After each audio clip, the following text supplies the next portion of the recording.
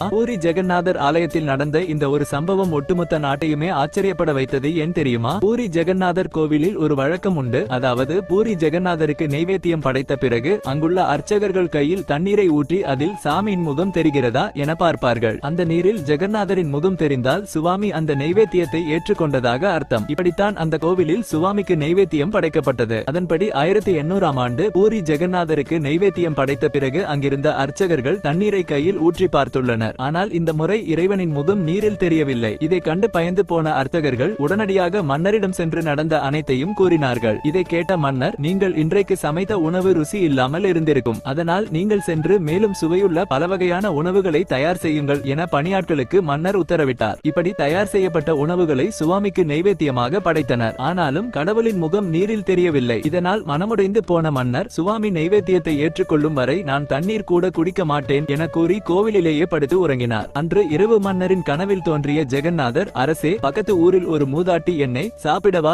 என்று அன்போடு அழைத்தால் நான் அங்கு சாப்பிட சென்று விட்டேன். அதனால் நீங்கள் கொடுத்த நெய்வேத்தியத்தை ஏற்றுக்கொள்ள முடியவில்லை. இப்போது எனக்கு பசிக்கிறது, உணவு தாருங்கள் என கூறி மறைந்தார். தூக்கத்திலிருந்து எழுந்த மன்னர் சுவாமிக்கு நெய்வேத்தியம் படைத்தார். இப்போது நீரில் பூரி ஜெகநாதரின் முகம் தெரிந்தது. உண்மையான பக்தி இருந்தால் கடவுள் எங்கிருந்தாலும் அதை ஏற்றுக்கொள்வார். ஜெகநாதர் பிடிக்கும் என்றால் வீடியோவை லைக் பண்ணிட்டு கமெண்டில் ஜெய் ஜெகநாதா கமெண்ட் செய்யுங்கள்.